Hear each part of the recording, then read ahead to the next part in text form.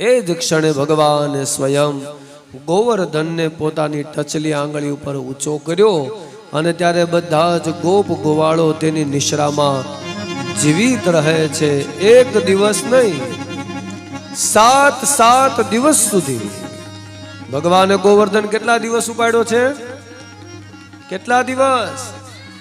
7 દિવસ સુધી ભગવાને ગોવર્ધન ઉપાડ્યો. તે સોમવાર, મંગળવાર, બુધવાર થી લઈ અને રવિવાર સુધીના 7 વાર છે. તમે જોજો,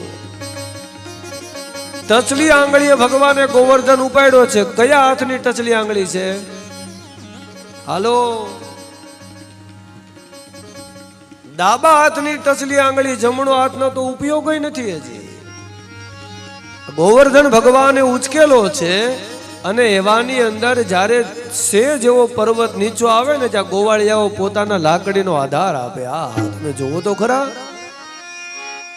એવું નક્કી કરે મનોમન શું કે કૃષ્ણને વજન ઓછો લાગે ને, એને ખબર નથી કે સંસાર આખું જેના આધારે જીવે છે ને તે સ્વયં કૃષ્ણ છે. ગોવર્ધન તો શું વાત છે.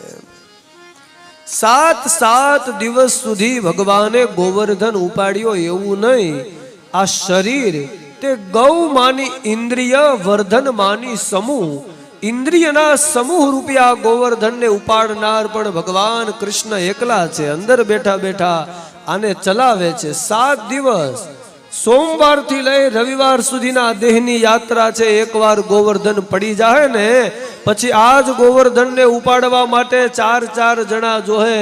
ખાલી સ્મશાને પુગાડવા માટેની 4 વખત બદલી જાય ને તોય પૂગે તો પૂગે, નકર સૌવાહિની બોલાવવી પડે.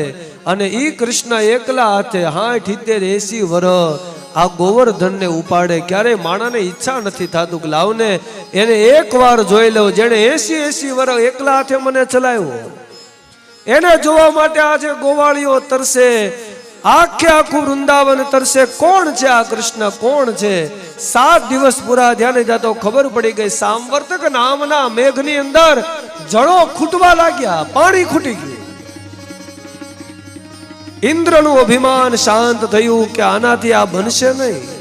કોણ છે? લાવ હું જઈને જો. જ્યારે ઇન્દ્ર સ્વયં નીચે આવ્યા, ભગવાનની સામે ઉભા રહ્યા, ત્યાં તો ખબર પડી આ તો એ જ વિરાટ છે જે જગત ચલાવે. ઇન્દ્ર ચરણમાં પડે, ભગવાનની ક્ષમા માગે, ઇન્દ્ર સ્તુતિ કરે. ગોપ ગોવાળો ભગવાન અને ઇન્દ્રાદિ દેવતાઓ પણ ભગવાન કૃષ્ણનો જય જયકાર કરે. બોલો ગિરિરાજ ધરણ કી, શ્રી ગોવર્ધન ના